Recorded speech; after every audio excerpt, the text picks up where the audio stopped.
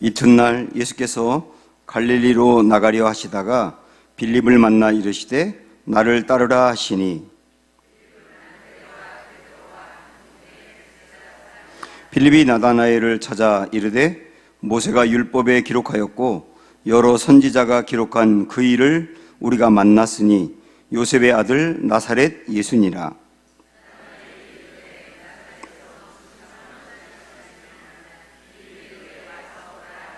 예수께서 나다나엘이 자기에게 오는 것을 보시고 그를 가리켜 이르시되 보라, 이는 참으로 이스라엘 사람이라 그 속에 간사한 것이 없도다.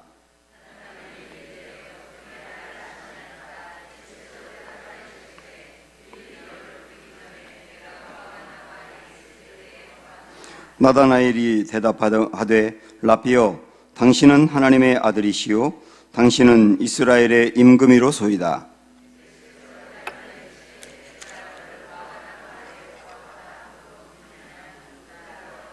같이 읽습니다. 또 이르시되 진실로 진실로 너희에게 이르노니 하늘이 열리고 하나님의 사자들이 인자 위에 오르락 내리락 하는 것을 보리라 하시니라. 아멘. 네, 새벽에도 나오고 밤에도 나오고 좋으시죠?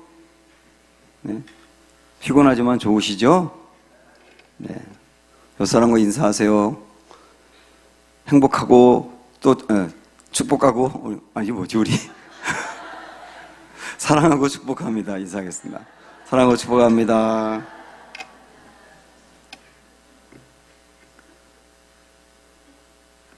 오늘 빌립이 나다나엘을 전도하는 장면인데요, 이 두 사람은 친구 관계였습니다. 나다나엘의 이름이 바돌로메 이렇게 되어 있는데 이스라엘 그 백성들의 이름에 바자가 들어가면 아들이라는 뜻입니다. 바디메오 그러면 디메오의 아들이라는 뜻이에요. 바돌로메 그러니까 누굴까요? 네?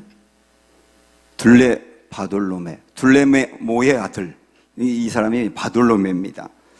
이 사람이 이제 오늘 예수님을 만나게 되는 장면이고, 나중에 이 바돌로메도 나다나엘도 예수님을 위해서 인생을 드리고 순교했는데, 우리는 이 나다나엘의 모습을 보면서 우리 안에 있는 어떤 주님에 대한 편견, 그 편견이 무엇인가? 편견이 벗겨져야 온전히 주님을 믿을 수 있거든요. 그것이 무엇인지를 보고 편견을 또 어떻게 벗을 수 있는지 그런 것들을 찾아보는 시간을 갖도록 하겠습니다. 이 나다나엘이라고 하는 사람은 아마도 이런 사람으로 보입니다. 이때 당시에는 여러 그 스승들이 있었고요, 그 스승 밑에 제자들이 참 많았습니다. 예를 들어서 세례 요한을 따르는 제자들, 예수님을 따르는 제자들 이렇게 있는 것처럼 한 스승 밑에 사람들이 이렇게 몰려드는 형태였는데, 아마도 이 나다나엘도 누군가의 제자였던 것으로 보여요. 아마 세례 요한의 제자였을 수도 있고요. 그러니까 제자라고 하는 것은 도를 추구하는 사람이라는 뜻입니다. 그리고 이 사람은 조금 이따도 또 보겠습니다만은 예수님이 이 사람을 보고 내가 무화과나무 아래에 있을 때 내가 보았다 그랬지 않습니까? 이게 무슨 의미냐면, 이때 당시에 그 진지하게 하나님 앞에 나가서 좀 바르게 살고 싶어하고 바르게 하나님을 믿고 싶어하고 그러면서 진리를 추구하고 그러는 사람들이 그 무화과나무 아래에서 혼자 이렇게 묵상하고 기도하는 일들이 있었다는 거예요. 이 사람이 그렇게 혼자서 무화과나무 아래에서 기도하고 묵상할 때 예수님이 보았다는 겁니다. 그래서 이때 당시에는 바리새인들 같은 경우는 사람들이 많이 보는 데서 일부러 큰 소리로 기도하고 나는 기도하는 사람이라고, 또 나는 금식하는 사람이라고 그렇게 사람들에게 외식하면서 보여주었는데, 이렇게 무화과나무 아래에서 있었다는 것은요, 그 외식하지 않고 하나님 앞에서 1대1로 진지하게 신앙생활을 하는 사람이었다는 뜻이에요. 그래서 예수님이 이 사람에게 너에게 간사한 것이 없다고 한 겁니다. 바리새인들은 사람들에게 보이려고 간사하게 하는데 당신에겐 간사한 것이 없다 그러면서 참 이스라엘이라고 이렇게 말씀했지 않습니까? 그런 사람이라고요. 나다나엘은 절대로 이렇게 가벼운 사람이 아니고 뭔가 신앙에 대해서 진지한 사람이고 진짜 진리를 알고 싶어하는 그런 사람이었단 말입니다.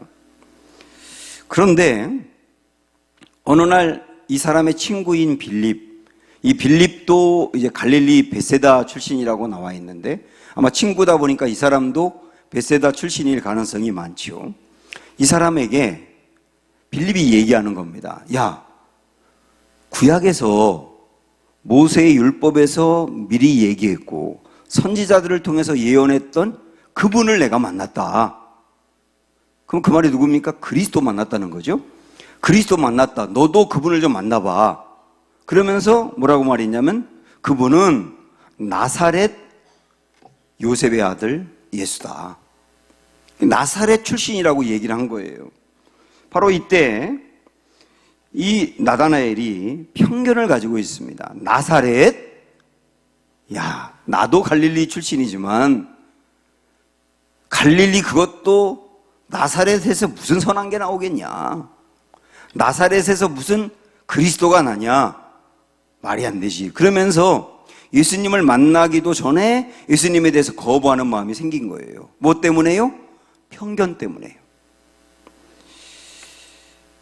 저는 이 말씀을 보면서 굉장히 많은 이들이 예수님에 대해서 알기도 전에 편견 때문에 예수님을 만나지 못한다는 것을 깨닫게 됐어요. 굉장히 많은 사람들이 우리나라만 해도 기독교인이 꽤 많다고 하더라도 하지만 한국에만 해도 기독교에 대해서 편견을 갖고 있는 사람들이 굉장히 많습니다. 뭐 기독교인들 때문에 피해를 봤다거나 무슨 목회자 때문에 상처를 입었다거나 그래서 기독교에 대해서 거부한다면 조금 이해가 되는데 그런 일도 하나도 없었는데 사람들이 다 기독교를 아주 나쁘게 말하고 그러니까 그냥 기독교가 나쁜 곳이야 라고 그냥 문화가 돼버린 것처럼 진짜 예수님이 누군지 알기도 전에 예수님을 만나기도 전에 예수님에 대해서 이미 거부해버리는 이런 게 저는 너무나 마음이 아파요. 이게 이 시대 우리나라 사람들이 예수님에 대해서 갖고 있는 편견입니다. 그러다 보니까 예수님도 싫어하는 사람들이 있는 거예요. 예수님 그러면 싫어하는 거예요. 그리고 설령 예수님에 대해서 싫어하지 않는다 하더라도 예수님이 굉장히 훌륭한 인간이었다고 좋은 상담가였고 사회사업가고 병을 고치는 분이고 그리고 아주 진리의 말씀을 전한다고 그러면 그분은 훌륭한 분이지 그 인정. 그러는데 한 단계 더 나아가서 그 정도가 아니고 예수님은 하나님이야. 그래서 믿어야 될 대상이야. 그러면 그건 아니지. 예수라고 하는 분이 훌륭한 분이라는 건 인정하겠어. 그러나 그분이 신앙의 대상인 하나님이라고 하는 거 아니야. 그건 아니야. 이렇게 딱 예수님에 대해서 선을 그으면서 거부하는 사람들이 얼마나 많습니까? 심지어는 교회를 다니고 예수님을 믿는다고 하는 그리스도인들 중에서도 여러 가지 많은 편견이 있어요. 예수님에 대한 편견이 있다고요. 그러다 보니까 더 깊이 들어가서 예수님을 만나지 못하는 거예요. 교회는 나오지만 만나질 못하는 겁니다. 그리고 신앙이 성장하지 않고 마음에 예수님을 믿는다고 하지만 어떤 안식이라든지 기쁨이 없는 거죠. 이게 다 편견에서 오는 것입니다. 이 편견들이 여러분 벗겨지셔야 되는 거예요. 자, 그러면 나사렛에서 무슨 선한 것이 날 수 있느냐 그랬는데요. 이스라엘 사람들은 다 그렇게 생각을 했습니다. 그리스도 당연히 예루살렘에서 태어나겠지. 성경에 보면 베들레헴에서 나신다는 말씀이 있는데도 불구하고 다 그렇게 생각을 한 거예요. 왜? 적어도 그리스도가 되실 분이면 수도에서 태어나야지. 왕궁에서 태어나야지. 화려한 분이 되어야지. 이렇게 생각을 한 거죠. 그런데 실제 우리 예수님은 나사렛에서 태어나신 거예요. 이거는 우리 하나님의 어떤 마음으로도 읽을 수 있습니다. 조금 이렇게 넓게 본다면 성경에 보면 이스라엘은 지독할 정도로 장자 중심이거든요. 장자에서 장자로, 장자에서 장자로. 그 장자가 아버지 유산의 상당 부분을 이어받고 그 둘째, 셋째, 넷째는 조금씩밖에 못 받고, 장자가 축복을 받고 장자 중심인데요. 그런데 실질적으로 예수님의 족보를 한번 볼까요? 아브라함부터 시작한 족보. 아브라함이 누구를 낳고입니까? 네? 이삭을 낳고, 이삭은 둘째잖아요. 이스마엘이 있고 이삭이 있는데, 또 이삭은 야곱을 낳고, 야곱 위에 에서가 있는데 야곱을 낳고, 또 야곱은 누구를 낳았습니까? 낳았다고 나오죠. 그 다음에 유다와 그의 형제들을. 여기서 유다는 넷째 아들입니다. 12아들 중에 넷째라고요. 그런데 유다로 내려가는 거예요. 조금 더 내려가면 다윗 8번째 아들이거든요. 막내. 이렇게 쭉 내려가면 모세도 예수님 족보에 나오는 건 아니지만 아주 훌륭한 지도자로서 모세도 아론의 동생이란 말이죠. 실질적으로 하나님이 성경에서 이 족보를 이어가도록 장자같이 쓴 사람을 보면 장자가 아니에요. 제가 차남이니까 그렇게 반가울 수가 없는 거예요, 그게. 우리 주님은 어떤 사람들의 전통이라든지 그런 관례라든지 그런 걸 깨고 사람을 쓰시고 역사하신단 말이에요. 예수님 당시도 그랬고 구약성경의 어느 부분도 그렇지만은 여자들이 아이를 갖지 못했다라고 하는 것은 그 자체로 완전 절망입니다. 끝입니다. 그런데 주님은 아이를 갖지 못하는 사라의 태의 문을 열어서 글을 쓰시고, 리브가의 태의 문도 열어서 글을 쓰시고, 소망이 없어 보였던 한나의 태의 문도 열어서 민족을 살리는 일로 쓰시고, 그리고 세례 요한의 어머니인 엘리사벳의 태의 문도 열어서 쓰시고, 그런 거 보면 세상의 관례와 상식과는 다른 방법으로 하나님이 일하신다는 것을 알 수가 있어요. 사람들의 편견과 다르단 말입니다. 자, 또 하나, 굉장히 중요한 또 하나가 뭐냐면, 교회를 다니면서도 예수님을 더 깊이 만나지 못하는 이유가 있어요. 그리고 아까도 잠깐 언급한 것처럼 예수님을 믿는다고 하지만 진짜 마음의 평안과 안식을 누리지 못하는 중요한 이유가 있는데, 그게 왜 그러냐면 기독교인이 타종교식으로 예수님을 생각하기 때문이에요. 타종교식으로 기독교인이 예수님을 생각한다고요, 하나님을. 그럼 타종교와 기독교의 굉장히 중요한 차이가 뭐냐라고 한다면, 타종교는, 다른 모든 종교는 자기가 무엇을 해야 구원을 받고 복을 받아요. 그래서 구원받고 복받는 주체가 자기가 뭔가를 하는 거예요. 이게 타종교입니다. 여러분, 지금 제 말씀을 정말 잘 들으셔야 됩니다. 그런데 기독교는 이렇게 얘기하면 이해가 더 잘 될 것 같아요. 기독교는 충고가 아니고 소식이다. 제가 뭐가 아니고 뭐라고 그랬습니까? 충고가 아니고 뭐라고요? 소식이다. 충고는 뭡니까? 이렇게 하라고 말하는 게 충고죠. 소식은 뭡니까? 이렇게 해줬다고 말하는 거죠. 기독교는 이렇게 해, 이걸 해, 그러면 구원받아, 이걸 해, 그러면 복받아, 하나님의 사랑을 받아. 그게 아니고, 나는 구원받고 복받고 하나님의 사랑을 받을 만한 자격이 없고 그런 일을 한 적이 없는데 주님이 해 주셨어. 그거를 선포하고 믿는 게 기독교 신앙의 핵심이라고요. 충고가 아니고 소식이라고요.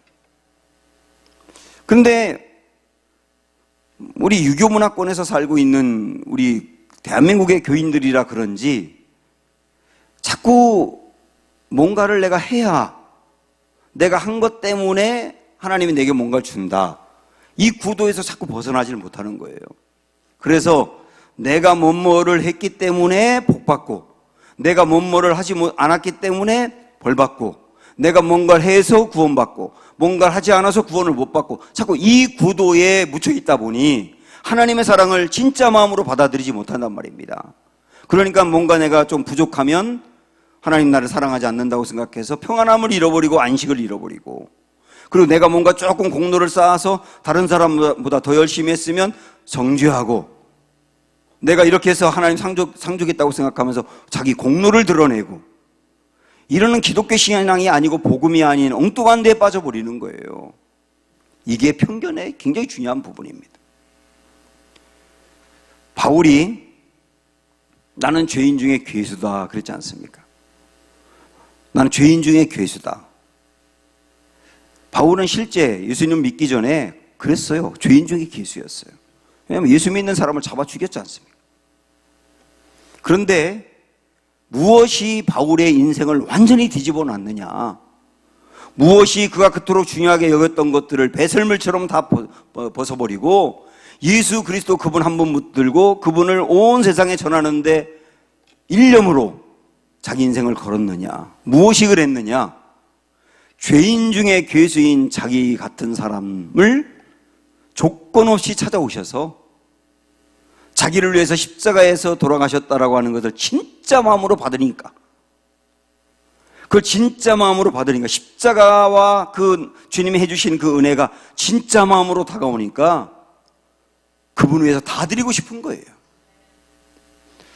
사랑하는 여러분, 여기에 혹시 기독교에 대해서, 복음에 대해서 여러분이 편견이 있지 않는가? 아직까지도 이 편견이 있다고 한다면 나다나엘이 편견을 갖고 있어서 예수님께 가까이 가지 못한 것처럼 그 편견이 우리를 주님께로 가까이 가지 못하도록 막고 있는 것이다 라고 하는 것을 아시기 바라고, 편견에서 벗어나시기를 축복합니다.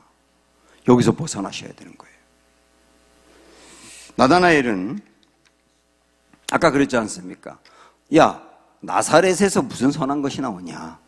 그게 46절이거든요. 그런데 그랬던 나다나엘이, 여러분 다 같이 보세요. 49절 봅니다. 시작. 나다나엘이 대답하되 랍비여, 당신은 하나님의 아들이시요 당신은 이스라엘의 임금이로소이다. 이렇게 예수님을 고백합니다. 예수님에 대해서 야, 무슨 나사렛에서 선한 것이 나오겠냐?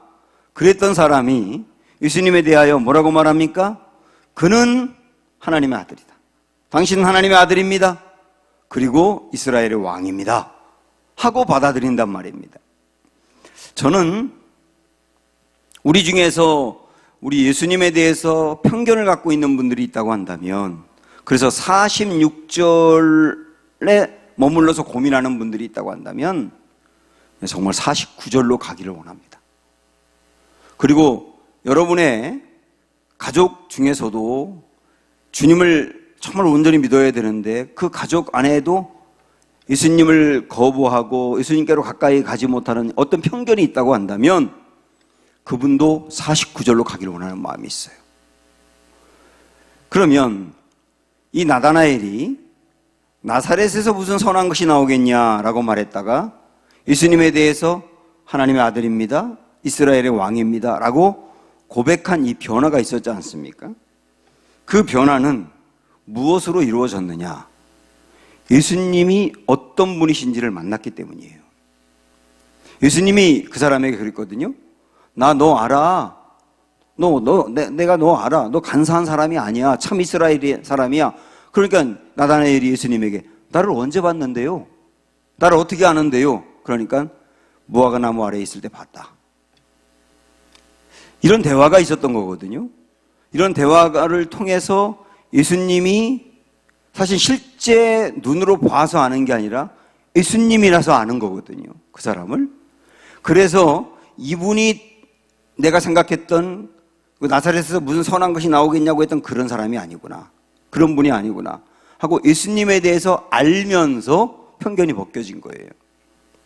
이 말은 무엇을 의미하느냐면 우리가 갖고 있는 신앙의 어떤 편견이 온전히 벗겨지는 것은 예수님이 누구신지를 바로 알 때입니다. 그때 진짜 신앙의 편견이 벗겨지는 거예요. 미국에 그 뉴욕의 맨해튼이라고 있지 않습니까? 그 맨해튼은 미국에서 가장 지성인들이 사는 곳이고 일하는 곳입니다.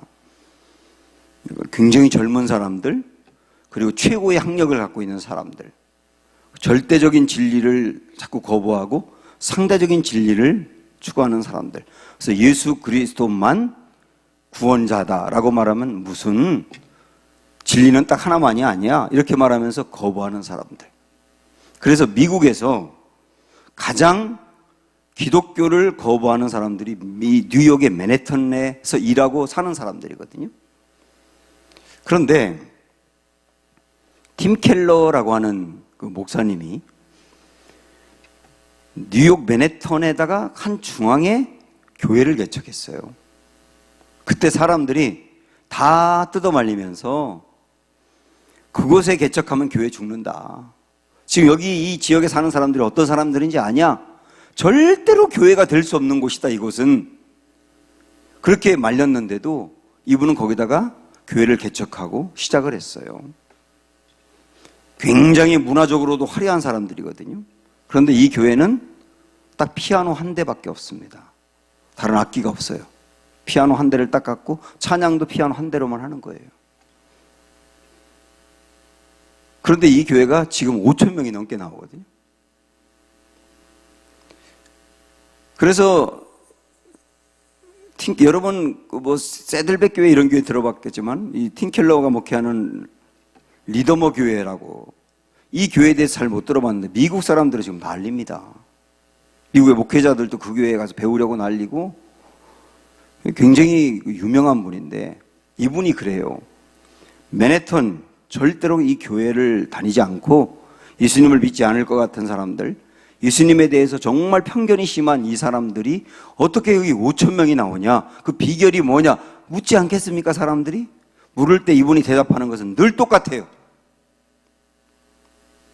이 사람들에게 복음을 선포했기 때문이다.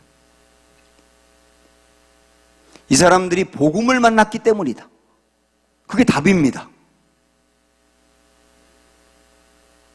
복음이라는 게 예수 그리스도가 누구냐? 예수 그리스도가 누군지에 대해서 선포하고, 예수 그리스도가 진짜 구원자이고 하나님이고, 그래서 예수 그리스도를 믿으면 영원한 소망이고 생명이고, 그거를 끊임없이 선포를 하는 거예요. 그게 믿지 않는 사람들이 볼 때는, 그 똑똑한 사람들이 볼 때는 복음이라고 하는 게 논리적이지가 않잖아요. 하나님이 인간이 되었다, 그것도 동정녀 몸에서 태어났다, 이해가 됩니까? 그분이 부활했다, 납득이 됩니까? 똑똑하면 똑똑할수록 복음이 정말 이해가 안 되고 복음을 거부할 것 같은데, 가장 최고로 똑똑한 사람들에게 끊임없이 전한 것은 복음이거든요. 바울이 가는 지역마다 교회를 거의 세우고 또 사람들을 전도했는데, 바울이 가는 곳마다 전한 건 오직 하나예요. 복음이에요. 예수님을 전혀 모르는 사람에게도 복음을 전하고, 예수님에 대해서 들어봤지만 거부하는 사람에게도 복음을 전하고, 그때 당시에 최고로 화려한 헬라 문화권에 살고 있는 사람에게도 복음을 전하고, 최고로 똑똑한 사람들이 모여있는 아테네의 철학자들과 사이에서도 복음을 전하고, 바울이 전한 것은 다른 게 아니에요. 처음부터 끝까지 예수 그리스도라는 복음을 전했어요. 근데 그 복음을 듣는 사람들은 그 사람의 배경이 어떻고 상황이 어떻든지 상관없이 주님을 만나는 거예요. 사랑하는 여러분, 정말 여러분이 기독교에 대해서, 예수님에 대해서 더 가까이 가지 못하게 하는 어떤 편견이 여러분 마음에 있다고 한다면, 이 편견이 벗겨질 수 있는 길은 사실은 딱 하나입니다.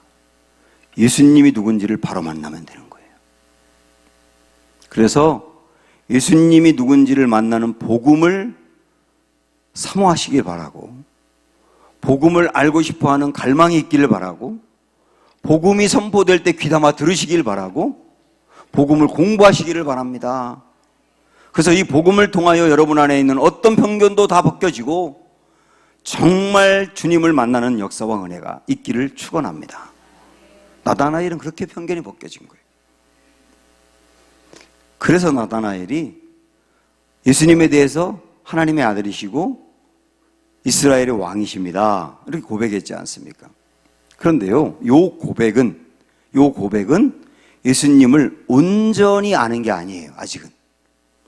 물론 표면적으로 보면 예수님에 대해서 바로 아는 것처럼 보입니다만은, 나다나엘이 고백하고 있는 예수님은 하나님의 아들이고 이스라엘의 왕입니다 라고 하는 이 고백은 한마디로 말하면 예수님 그리스도 맞습니다, 그 고백인데요, 그가 예수님을 그리스도라고 고백하는 그 그리스도는 그들이 전통적으로 생각하던 그리스도예요.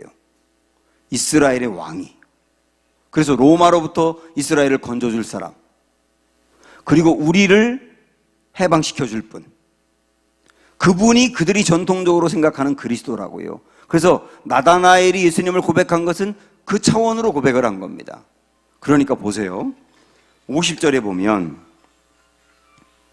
예수께서 대답하여 이르시되 내가 너를 무화과 나무 아래에서 보았다 함으로 믿느냐? 이보다 더 큰 일을 보리라 그랬죠? 이보다 더 큰 일을 보리라. 그러면서 51절 같이 읽어보세요. 시작. 또 이르시되 진실로 진실로 너희에게 이르노니 하늘이 열리고 하나님의 사자들이 인자 위에 오르락 내리락 하는 것을 보리라. 이게 더 큰 일을 보리라 하겠다고 하는 그 더 큰 일이거든요. 그럼 이게 무슨 말이냐? 인자 위에 하나님의 천사들이 오르락 내리락 하는 것을 보리라. 오르락 내리락 한다는 말은 사다리가 연결되어 있다는 뜻이죠. 예수님 위에 사다리가 연결되었다는 뜻이에요. 이건 무엇을 의미하느냐면, 우리 예수님은 누구냐? 하늘과 땅을 연결하는 중보자가 되신다는 뜻이에요. 그런 의미로 오르락 내리락 하는 사다리로 연결해서 이야기하고 있는 겁니다. 그러니까 또 자세히 쉽게 말씀드린다면, 예수님은 누구냐?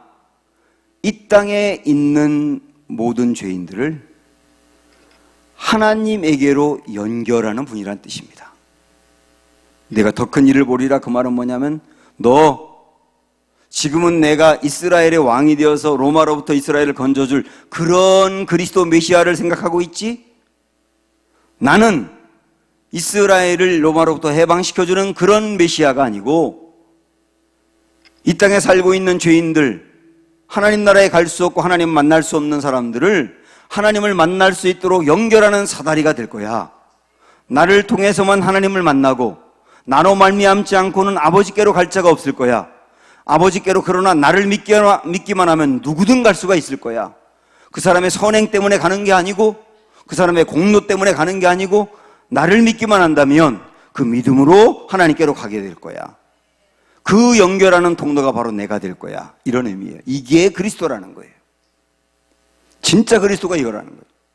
그래서 우리는 예수님을 우리의 구원자 이렇게 받아들이면서 그 구원이라고 하는 것을 이 나다나엘이 생각했던 것처럼 현실적인 문제로부터 건져주실 분으로만 국한해서는 안 된다는 거예요. 우리가 예수님을 믿을 때 예수님이 지금 내가 앓고 있는 병으로부터 건져줄 분, 그리고 우리 가정이 안고 있는 여러 가지 문제로부터 건져줄 분, 내 마음에 지금 불안하고 답답한데 내 마음에 평안을 주실 분, 현실적인 필요들이죠. 이건 우리 주님이 주는 건 맞는데, 그러나 그것을 위해서만 믿고 있을 때 예수님을 통해서 하나님께로 가는 길이 열리는 건 아니라는 거예요. 정말 우리 예수님은 하나님께로 스스로 갈 수 없는 우리를 연결하는 분, 그 예수님을 믿기만 하면 누구나 하나님으로 가서 하나님 만날 수 있는 길, 그 길을 열어주는 분이다. 이분이 나의 구원자다 라고 하는 것을 우리가 마음으로 받아들일 때 구원이 열리고 정말 예수님을 만나게 되고, 그 예수님을 통하여 안식과 평안함을 진짜 얻게 되고 신앙의 진정한 맛을 거기서 누리게 된다는 거예요.